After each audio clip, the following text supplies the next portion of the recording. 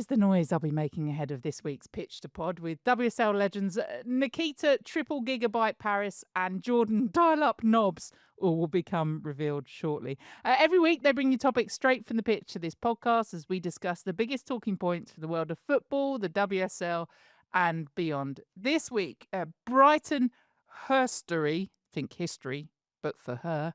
We're off to the Palace and we're sort of topping and tailing and maybe getting out some tin cans with some string as well.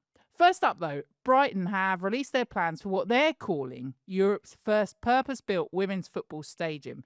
It'll cost between 75 and 80 million pounds. It's going right next to the Amex. There'll be a bridge joining the two, but don't take my word for it. We spoke to boss Dario Vidosic. He joined myself and his old teammate Nikita. So, of course, we had to start by saying, not teammates, I've just upgraded him, or maybe her, his old player, Nikita. So we started anyway by talking about how much they liked playing, managing, being part of the same team.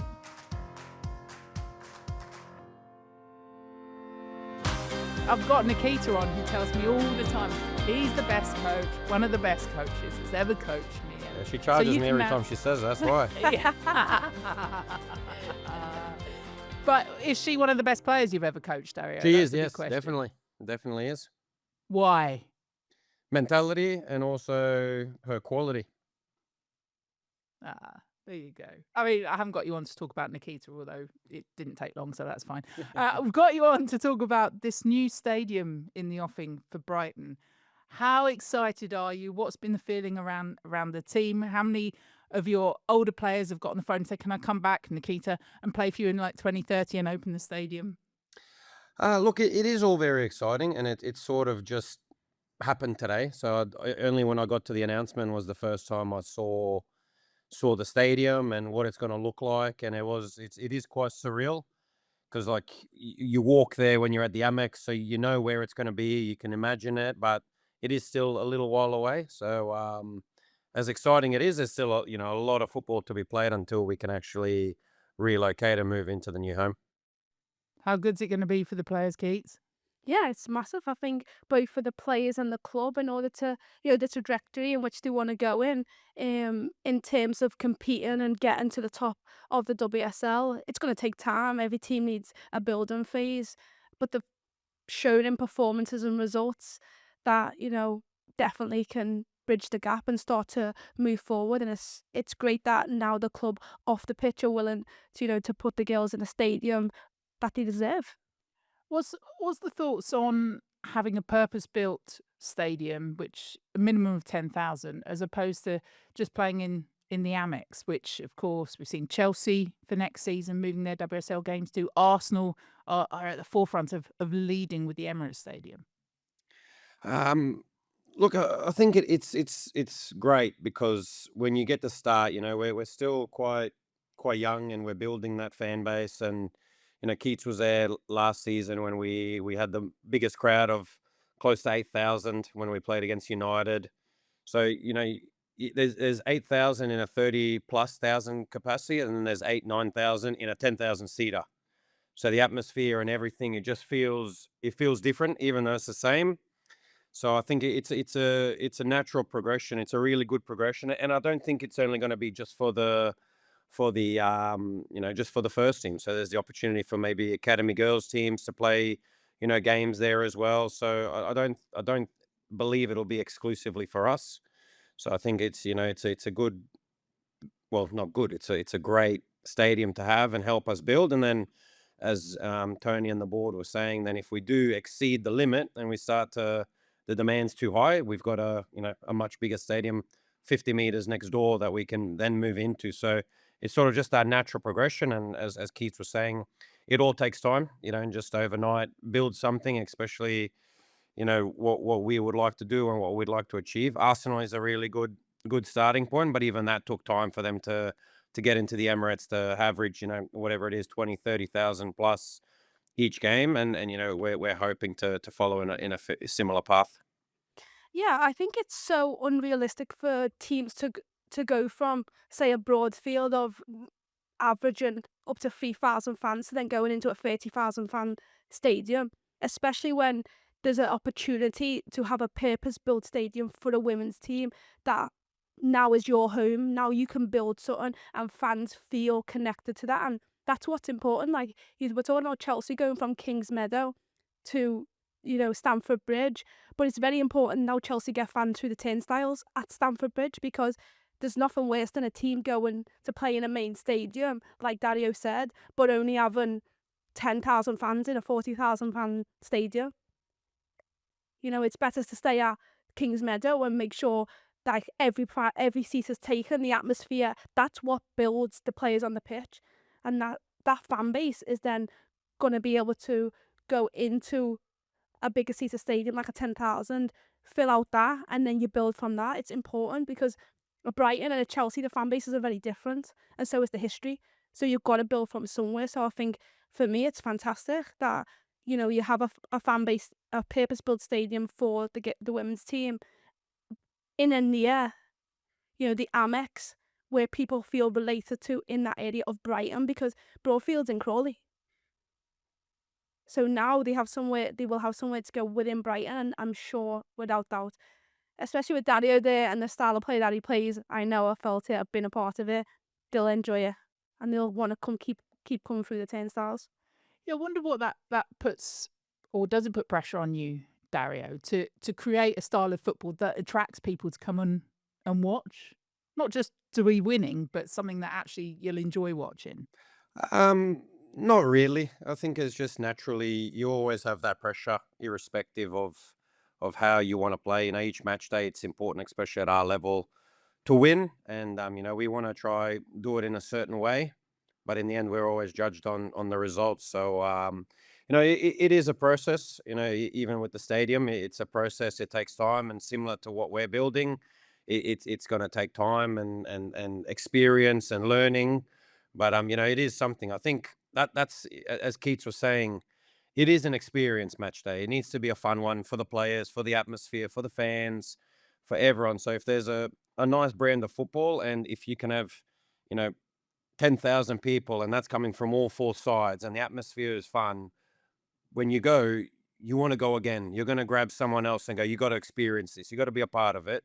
And all of a sudden, that 10, 12, 14, 16, and then it grows. And then hopefully one day, not too far in the future, we'll have like 30, 40,000 at the Amex, and that'll seem normal as well. So, there's steps that we want to take. And, I know we play an important role in that, for people to want to give up their, their weekends and their hard-earned money to come and watch and support us. So we want it to be enjoyable. What else helps is beating the champions-elect. How's this week been after a little result over Manchester City? Look, same as always, if I'm being honest. Yeah. I think it is. It does bring a nice buzz. And now today with the news of the stadium, and when you see it, so it seems like it's all fallen quite nicely. But it's just one result. We know straight away this weekend we've got another tough challenge with the red side of Manchester, and then they throw us in an Arsenal midweek before a FA Cup semi-final. So it doesn't get easy. So it's important that the players enjoyed it, and I'm sure they did over the weekend. It's a nice feeling, to beat anyone in our league because it's so tough. But to beat the team that's likely going to be the champions is also that little bit extra special. But it's the same 3 points as any other win in the league. So now we just back in, try to improve, and we get ready to go again. Not Well, an you've easy, been there and done it with Arsenal as well, though, hasn't he, Keats? yeah, and in not terms an of easy winning. fixture list. No, The it's league not. have It's done you not. But, dirty there. nah, but we Honestly. enjoy it, kids. We enjoy that. We Yeah. enjoy the challenges. For sure. But sandwiched between that is also an FA Cup run, which you've got to be proud of. A semi-final. Yeah, look, we are. Yeah, that was something, we wanted. We spoke about it even last season when you were here. We have that ambition to be the first team to bring a trophy to the club, and first for the women's. And so it is important. So we always have that ambition, especially in the cup. So we've had some tough games. West Ham away, then we went away to Arsenal, and so we've had some tough challenges along the way. But with that, we're starting to grow. We're starting to believe, and the one thing that now we had to experience, even when we were 3-1 up against City, it's not looking up and going, wait, it's the 70th minute, we're 3-1 up, what do we do? So now it's just we have to experience those moments, continue to play, and hopefully that will help us now moving forward in the future games. We really appreciate you coming on. I know it's been a tough season on and off the pitch for you, Dario, with the sad passing of your dad. How will you reflect on this season? Will you give yourself some time at the end of it? Probably a little bit. I think I'll need to. It's sort of all a little bit.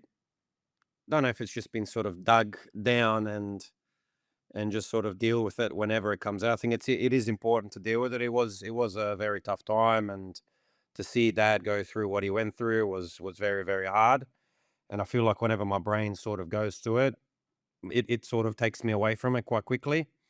But I know he would have said, and this is probably a testament to him. It's like throughout the season, I always ask my mum, do you want me to come back? And she just said, Dad's in the background just going, no, no, no, no, no. So he was a man that loved his football. He loved the girls here as well, and so he wanted everyone, to enjoy that, to be successful, and to help. So he was always so I felt like there was a part of me that for him to come back, to get sort of back into it, and you sort of just deal with things as you go. But everyone in the building and the girls in particular have been a nice distraction.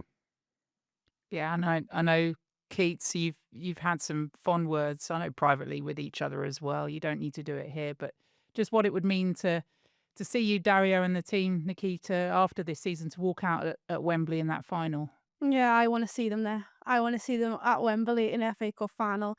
And I think it's a testament to Dario and the team and, just the quality of coach he is. And he knows how I feel about him and how his coaching is phenomenal. And I think he deserves that. He deserves to be at a FA Cup final and lifting that trophy, and so do all the girls. And everyone at Brighton, I've said for the last year and a half, the trajectory in which the club's going on, and it might not be a reflection on the league position right now, but I believe in 3-4 years' time, Brighton will be exactly where they're supposed to be and where they want to be because they're willing to put in the work. And they've never ever been shy about saying it's going to take time. Every other team's like, it's going to happen, we're going to get this down and this down, and it's going to happen overnight. But Brighton says it's a course, we're going on a journey. And I believe the support in which Tony gives the team and Dario and the rest of them it's going to make happen. But I feel it in May. I'm going to see Dario and the team at Wembley. I feel it. I like that feeling, Keats. Well, we'll be there, or at least Nikita will be. I'm clearly neutral, cheering you on from the sides. Dario, all the best of luck this weekend. Thanks for coming on and talking about, No worries at all. this stadium. I know it's just the beginning, but we hope to see you there 2030, is it, or so? Maybe Nikita will pull her boots. Hopefully I'm earlier. I'm not retiring you before then, Nikita, by the way. That's maybe. Dario, thanks for coming on. No Enjoy the worries. rest of your day. No, thank you very much. Same to you. Well, Nikita is still with me. We've already spoken to Dario. We've got Molly-Mae Sharpe on the way. You're going to nip off and catch a train as well. Favourite train journeys, Nikita? I can't say any of them are my favourite train journeys, if I'm being honest.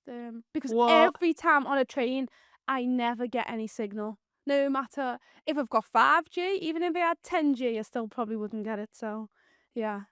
I think Jordan's probably stuck on a train right now, which is why we can't get hold of her. She may make a surprise appearance between now and the end of the podcast. Who knows? It's as exciting as the race for the WSL at the moment. Yeah, that was a bit lazy of me, but I got it in somehow. Manchester City, who knew they'd have a wobble, Nikita Parris? But wobble they have. Yeah, but to be honest, I did expect Brighton to give them a game, and it's very difficult ground to go to. A team well set up, well coached, and I heard it was two different halves of football. First half Manchester City dominated, probably should have scored more goals, but ultimately never. And then Brighton went on to have a better second half and improved in performance and got the goals that their performance in the second half deserved. And now the title race could potentially be on. And we spoke earlier in the season about Arsenal dropping points and having times in the season where they don't perform and it costs them. And potentially now we're talking about if they go on to win their 3 games in hand, the 2 points behind Manchester City. It's a bit of pressure, but Manchester City still have a bit of a buffer. But if Arsenal would have just improved their form earlier on in the season and stayed consistent, which I know is very difficult, especially when you're playing in all the competitions, and obviously they're currently still competing in the Champions League, they could have done a big upset. Oh, I know. Ifs, buts, maybes. If I'd got all the numbers correct on the national lottery, I'd be sunning myself right now. But but you're right. As it must be so frustrating to get to the end of the season if it's a point or goal difference, or and you can't kick yourself now. They've just got to try and win. But they've got 6 games in 18 days, which it's not just the pressure of having to win, but getting yourself up physically for each of those and sandwiching a game, which I know you're catching train because you're going to come down to watch the Arsenal Leicester City game with us on Sky. So depending on when you hear this, whether Arsenal have done it or Leicester have managed to perform some miracle, but it's that game sandwiched in between these 2 huge Champions League games. I mean, if they play like they did second half against Lyon for each of these remaining 6 games, then they win the Champions League and they put the pressure on Man City, right? But it's how can you maintain that? Yeah, it's very difficult, especially when they've already seen that previous to the Champions League game, they announced that they've had a couple of injuries and players absent from the squad. As your squad starts to dwindle, especially this time in the season, the games obviously mount 6 games in so many days. Big games, 6 big games. Let's not shy away from that. And the most important is that they continue just to get results. It doesn't matter about the performance at this point. It's about getting the results and getting over the line. And I think that Champions League game against Lyon proved that. The first half probably wasn't up to standard, but they stayed in the game and kept consistent. And second half, they definitely improved and got the goals. And now they take a good lead into the away game against Lyon in Champions League. But first of all, they've got Leicester, and Leicester are fighting for survival here.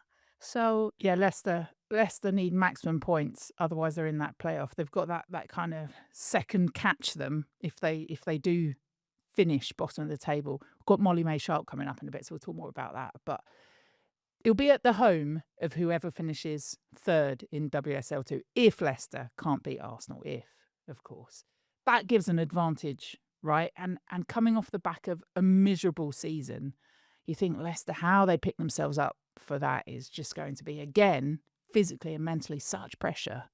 yeah, it's very difficult. It has been very difficult for them on the pitch in terms of performances and league results, but also off the pitch as a club for Leicester. It's been very difficult with the men's team being relegated. You're talking about the resource and the support that they can be provided with, even if they do manage to stay in the WSL for next season. Is it going to be another season of turbulence for them? It's very difficult to foresee that it won't be, especially when the funding and the resources, the stadium in which they play in for the men's is going to be up for debate depending on how the men's team does in League One. So it's a very difficult time for Leicester City as a club, but somehow they have to galvanise themselves, and as a team with under Rick Passmore, they're going to have to find a way to get results, and it's going to be very difficult against Arsenal, who are a team definitely in form. Right, Nikita's off to catch her train to watch the big match then as Arsenal take on Leicester City. But big matches, well, they don't come much bigger than this weekend in WSL 2. It's now a 3-way split over who wins the league, who goes up automatically. You'll remember, of course, 2 teams up automatically. The third place team will then play in that playoff against the team bottom of the league above. Looks like it's going to be Leicester City against who will it be? Well, Birmingham face Charlton, so it could be winner takes all, maybe a draw in that one. Opens the door then for Crystal Palace if they win against Portsmouth to potentially lift the trophy. Wow, what a big weekend coming up then. Crystal Palace taking on Portsmouth. Let's check in with someone more in the know than me. Palace's Molly-Mae Sharpe. Where are you joining us from? How's the excitement? What are you up to? Where are you today? I'm just in Bromley, actually. I've just come straight from training, so How's training been? Because it's a mad old weekend coming up. yeah, I mean, we were in today, which was really good to get the girls back together, and I think, yeah, we're looking forward to the game, but the games on Sunday were crazy and a lot of good results went our way, so yeah, we're just taking it all in our stride, I think, today and for the rest of the week. You say it was a crazy old day. How much can you focus on? I guess you just have to in this point. How much will you have like people on the sidelines with phones telling you what's going on? at this point, we're not gonna be doing that because now it's in our hands. Like before, it wasn't in our hands, and we needed other results to go our way to get that automatic promotion. But I think now we know that if we win our game, we get automatically promoted. It's just about what happens in our game. If we win the league, brilliant. But at the moment, it's just about that automatic promotion. You've been there, done it before. The first ever, I don't need to tell you, you were the first ever Palace player, if you didn't know, to reach 100 games. Just in Yeah. case you didn't know. Is there a tattoo somewhere probably with that one? Oh, But no, but not how yet. much of the how much of the rest of the team look into players like you who've been in these moments?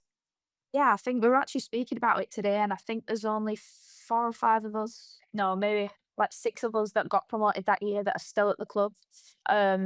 But I think everyone looks back. It's actually 2 years to get today since we got promoted. So Palace have obviously been posting about it and just reminiscing and looking back on their memories, like one of the best days of my life, and it's definitely something that we want to recreate again. So I think we're just looking forward to it with excitement, and the possibility of going back up is unreal for us. You say that was one of the best days of your life. What was the best day if that was one of them? Oh, God, there's been quite a few actually, but yeah, I probably would say it's like it is the best day of my life. But I think because the way that we did it, we had such a good goal difference last time. We kind of won it against Lewis, but we had like 20 plus goal difference. So we just kind of needed that last game to be done to then officially win the league. Which is completely different from this time round. Yeah. Have you enjoyed like the prospect? It's sort of like a safety net, isn't it? Knowing third, and then you might get that playoff. But of course, that can then go either way. I mean, if we're being honest, like we were 11th in October. So Yeah. it's crazy. So as much as we all thought that getting promoted is our goal and it's in our sights, when we were so low, we were just looking at, yeah, let's get third, let's beat the bottom place WSL team. But now the possibility of getting automatically promoted is so massive. And if you looked at the league chart where we've come from, it'd literally just be like that, which is crazy. And it's a credit to the girls and the staff for putting us in this position. Why do you think there's been that change? Said this a few times, but I do think when we were struggling and we lost like a lot of really important games, we had some really honest conversations with ourselves, the coaches, and we spoke about what we were doing well, which at that time wasn't too much, but we also had some really honest conversations about what you could do better as an individual, what you think the team could do better. And I think we've took it on board and we spoke really openly and freely about that. And since then, since before the turn of the year, start of December, we've just been going up and up and up. It's that old thing about potentially being a hangover as well when you get relegated, right? And how you shake that off.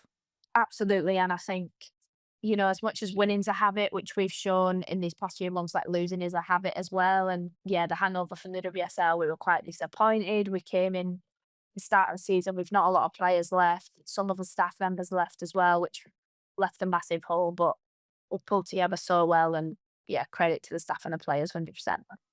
Now, I know you told me you won't be looking elsewhere because you just got to do your job, but does half of you think, oh, I wish I could watch the Birmingham Charlton game? Yeah, Like it's going how to be an that's unreal fallen. game. Yeah, it's going to be an unreal game. We all wish we could watch it. And, because it's going to be not only like, does it matter to us? It's going to be a great game just for women's football in general.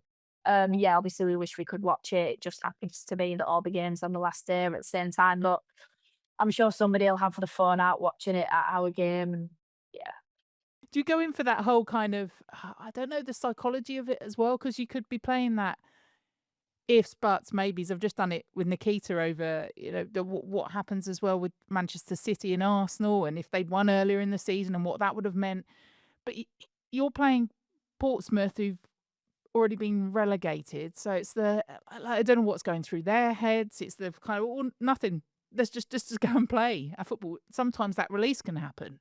Yeah, and I think it's probably one of the most dangerous teams, I think, because they've got nothing to lose. They have a point to prove that they want to be in this league, and that's what they'll try and do next season. So they will play with complete freedom, and that's quite scary as a footballer to play against complete freedom because it doesn't matter if they lose the game. So we're taking nothing for granted just because they're at the bottom. I think it's one of the hardest games we could possibly be playing. So we're going to prep well, we're going to prepare well, we're going to do exactly what we've done. And we have looked at the games as very individual events. Like we take one game at a time, we don't look to the future. And I think that's what we're going to do this time. It's going to be no different. And I just think it's good that if we win that game, we know that we're promoted. Whether the other game ends in a draw, which obviously would mean that we win the league. At this point, that's none of our business, and it's out of our hands. So we can only concentrate on what we concentrate on. I don't know how you do that, though. I still don't. I mean, clearly, one of the many reasons, there's a long list, right? Why I'm not a professional footballer. But I don't know how you do that. How you're not already thinking, right? It's a bit like me when I'm dreaming about winning the lottery. Okay, I've spent it already. I'm going here, there, and there. But just to not do that in that moment.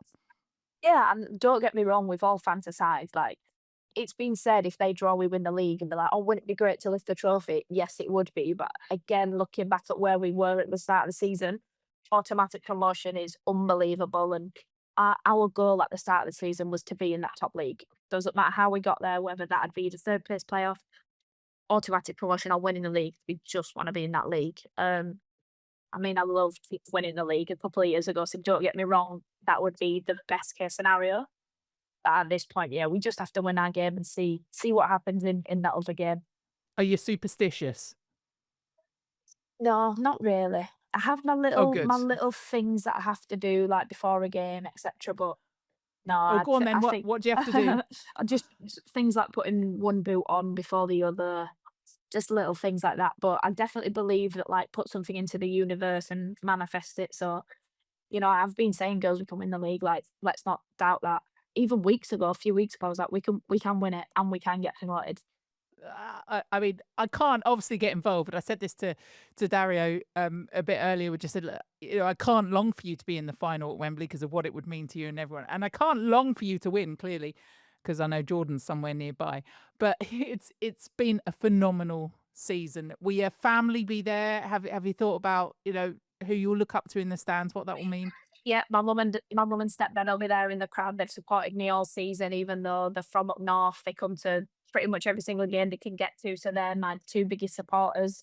All my family will try and get down. If they can't, they'll be watching it on the telly, on YouTube. But yeah, I'll have plenty of people there to support, and we hope that we're going to get a really good crowd down at Sutton to cheer us on and get them flags waving, definitely. Enjoy it if you can. You can enjoy it, right? Absolutely. It's just another game of football. That's what we've got to say. You've got to enjoy your football.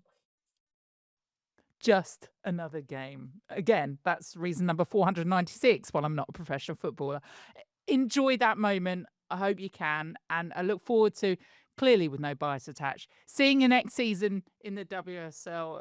If not, by hook or by crook, we'll see you somehow. But thank you so much for coming on. And I apologise for the other two.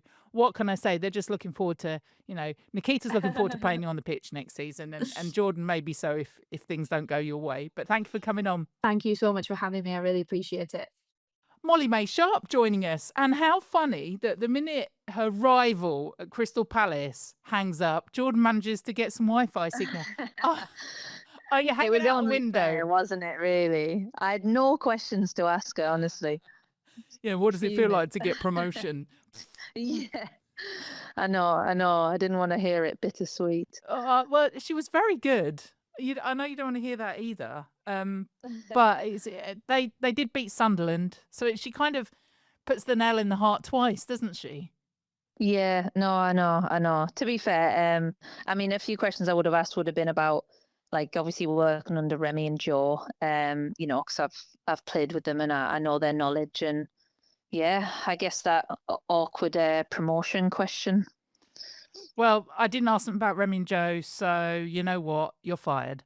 But yeah, how pleased are you for Remy and Joe? I'll ask that. It's important questions. Yeah, thank you. The reason we found it tricky to get hold of you is you're going on a team dinner. Is that right? Well, basically, I've obviously stayed up in Newcastle rather than go home and come back. But my Wi-Fi and technology was just failing on me today. So yes, it's over the phone audio right now. Because Newcastle taking on Durham.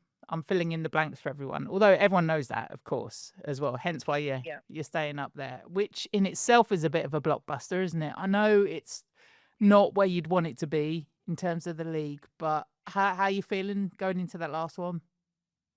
Yeah, Yeah, I think, well, we still want the 3 points. I mean, we can technically, I think, still finish fourth, Yeah. depending on results and stuff. So, yeah, I mean, obviously at the weekend, we had to kind of go for it and try and get the win. Sometimes that backfires and we lost the game, but, you know, it was kind of one of them. We had to go for it, but I think we still want to finish on a high. There's been lots of positives this season, and lots of things to learn from, really. So, yeah, I guess it kind of makes it a little bit better that Durham won at the weekend, so it wasn't like a relegation game for them. So yeah, I guess it's just about trying to finish as high up in the table as we can. Do you want to talk to me about it? You don't have to. I mean, I'm here for you. Oh, it's okay. Yeah, we're okay for questions. Yeah, it's tough because I think performance-wise, you know, I wouldn't say this if I thought we hadn't. I think we've played some really good football. But in this league, you have to take your chances.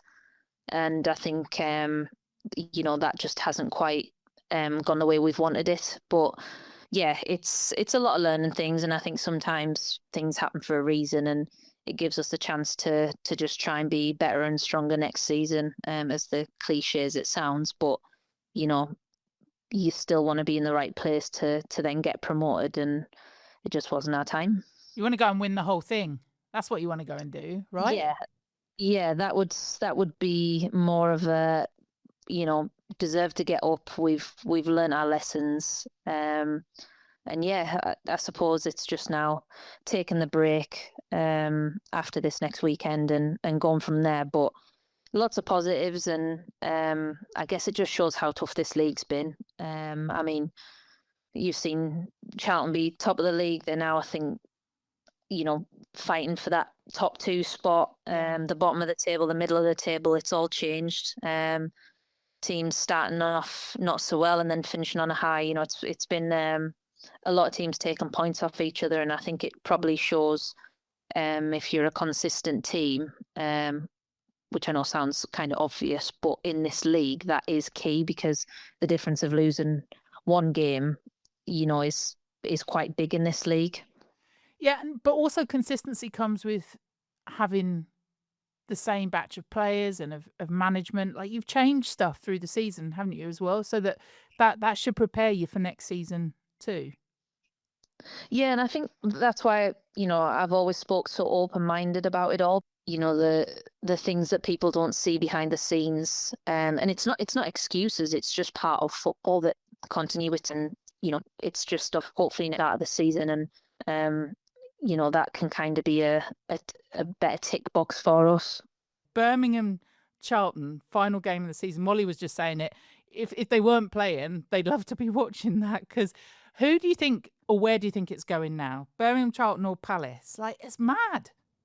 I know. Because I think obviously Birmingham, you know, obviously had a disappointing result at the weekend. Can you still hear me? Yeah, got you. Yeah. Birmingham obviously had a disappointing result at the weekend, so that'll be something that, you know, they'll not be happy about. Who have Crystal Palace got? Yeah, good question. Portsmouth. Oh yes, Portsmouth. Yeah. So you're looking at, you know, you'd think with the form Crystal Palace in, that's a win. You know, I know anything can happen in this league, but the way Crystal Palace have been playing and the games and wins they've got in the last like 8 games, you know, you kind of see that as a big game. But yeah, it's wild that it's come down to being so tight, the top of the table. Yeah. And yeah, I mean, could go down to goal difference. And then you live with regrets the whole way through. It's best not being part of it, Jordan. It's best not. Just watch on from the sidelines. Next year, I know. Next year, win it by 10. Put your feet up and not have to worry come the last day, because as fans as well. Oh, it's a nightmare. Yeah. Anyway, I know. I'm going to let you go to your team dinner. You still haven't told me what you're having. Is it cheeky Nando's? Is it a drive-through KFC? No, it's called geisha, I think. I think it's like a Indian Are you going posh food? Indian Asian. I should really know what food is there, but I really haven't looked at the menu. But I'm not a fussy eater, so you know, you can take me anywhere and I'll be fine. Well, I'm taking that as a chance come end of the season to take you to my local nightclub then, and we'll go trashy till midnight, a few Jaeger bombs and a cheeky kebab on the way home. Is that a deal? Yeah, that sounds great.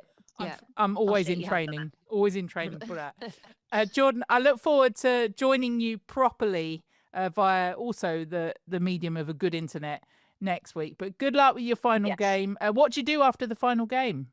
What's the plan? Holiday. Yeah, have a few days and then go on holiday. So yeah, a big break. Have a nice holiday and then start training again, won't we? Yeah. When you say we, no, I won't. Yeah, whoever is listening to the pod. Off she goes into the distance. Jordan Nobbs, a hero. Well, I don't know about you, but I feel like I felt the final day already. That was a little bit of a roller coaster. Thanks to technology, we got there in the end. Thank you to Jordan, to Nikita, and for whoever sponsors their phone. Right, final weekend of the WSL2. Newcastle take on Durham. That's at home. Nikita, London City got Spurs away. Big game for them too. If you have a question for Nikita or Jordan, then please, maybe it's best just to send it by pigeon. That might get to us. Get in touch though. You can use the hashtag #PitchToPod. Who knows? They could be picking up their phone and answering it on this show. Bye for now. Whew.